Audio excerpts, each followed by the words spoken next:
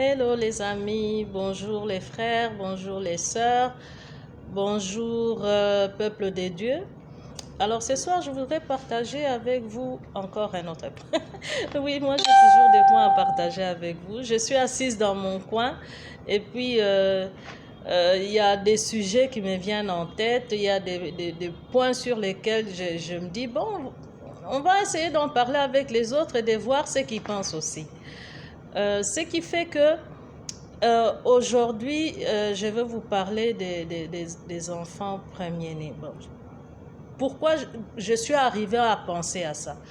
Alors, ceux qui ont suivi mon petit message de la fois passée, je vous ai dit que c'était mon anniversaire. Au début de la semaine, c'était mon anniversaire. Et je m'étais posé beaucoup de questions. J'ai partagé ces points de vue avec vous. Merci, je vous remercie parce que vous avez réagi massivement. Frère Simon Pierre, merci. Merci beaucoup. Papa Esaïe, merci beaucoup. En tout cas, je remercie tous ceux qui ont réagi, tous ceux avec qui nous avons eu à échanger sur les sujets d'anniversaire et j'espère que ton tour aussi va venir. Alors, comment on dit? Likez, mettez le pouce, mettez le cœur, manifestez-vous et échangeons des points de vue. Alors, je vous disais que je suis née au mois de janvier. Le mois de janvier, c'est le premier mois de l'année, un mois très important, un début de l'année où tout le monde se repositionne, prend des résolutions, pense à comment rediriger sa vie, se fixe des objectifs, se donne encore une autre chance d'atteindre des objectifs. Donc, le début de l'année, c'est vraiment un moment très important. Alors, il se trouve que, chers amis, je suis née au mois de janvier et je suis aussi l'aînée d'une famille. Oui, je ne veux pas entrer, non, doucement. Je ne veux pas entrer dans ces débats-là, oui, il n'y a pas de garçons, s'il y a un garçon, non.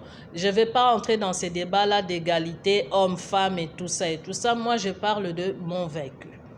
Mon vécu à moi, c'est que par rapport au fait que je sois aînée de la famille, j'ai eu une éducation qui était réservée aux aînés des familles.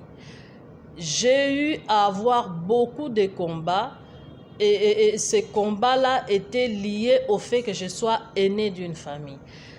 J'ai eu beaucoup d'attaques, beaucoup de combats et heureusement que mon Jésus était là, sinon je ne m'en serais pas sortie. Vous savez que les aînés représentent, ça représente l'héritage. L'héritage dans le sens où il représente la continuation d'une lignée. C'est vrai que moi je suis une femme, ça ne va peut-être pas compter sur ce point-là, mais sur d'autres points, en tout cas, l'effet que je sois aînée a beaucoup compté. Aînée avec deux E à la fin. Ok. Donc, les aînés, maintenant je parle des aînés d'une façon générale. Les aînés représentent l'héritage d'une famille. D'ailleurs, on les appelle les héritiers. Souvent, on ne leur donne même pas des pronoms. Comme prénom, on leur donne héritier de la famille. Alors, ils assurent la continuité de la famille. Ils assurent la continuité de la lignée de la famille. Alors, il représente aussi la bénédiction dans le sens où il symbolise l'approbation de Dieu, mais il symbolise aussi l'approbation parentale. Ils ont la responsabilité, ils représentent la responsabilité. En tant que premier-né, ils portent le poids de la famille. Alors, ils n'ont pas que ça, ils ont aussi des qualités. Ils ont aussi des qualités, ils ont aussi un statut spécial, si je peux ainsi dire. Le statut spécial, c'est quoi? C'est que d'abord, ils ont des privilèges en tant qu'aînés. C'est eux qui l'héritage leur revient. En dehors des parents, c'est eux qui héritent de tout, les premiers-nés. Ils ont aussi le pouvoir. C'est eux qui ont le pouvoir dans la famille. Quand il y a un problème, une discussion et tout ça, c'est eux qui ont le pouvoir et rien ne peut se faire en dehors d'eux. On leur doit aussi le respect. Oui, ils sont très respectés. Les aînés des familles sont très respectés. Alors, ils ont aussi des responsabilités. Dans ces responsabilités-là, ils doivent prendre soin de la famille et de la continuité de la lignée. Alors, ils ont aussi des attentes très élevées. Il y a des attentes, on a des attentes très élevées envers les aînés. Ce sont des gens qui doivent réussir, qui doivent avoir un certain leadership auprès des autres. Ils doivent avoir apporté de l'honneur à la famille.